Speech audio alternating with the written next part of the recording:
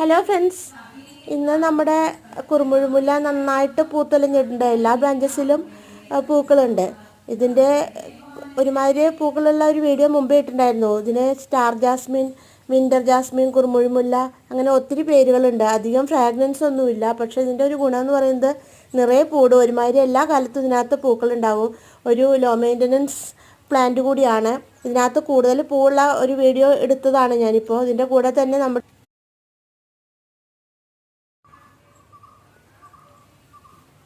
തന്നെ നമ്മുടെ പനാമ റോസും തൊട്ടടുത്ത് തന്നെ നിൽക്കുന്നുണ്ട്. അതും ഈ വീഡിയോയിൽ വന്നിട്ടുണ്ട്. പനാമ റോസിനെ കുറിച്ചിട്ട് ഞാൻ മുമ്പേ ഒരു വീഡിയോ ഇട്ടിട്ടുണ്ട്. അത് വളരെ ഒരു ലോ മെയിൻ്റനൻസ് ആയ ഒരു പ്ലാന്റ് ആണ്. നിറയെ ഇതുമാതിരി തന്നെ നിറയെ പൂക്കളുണ്ടാവും.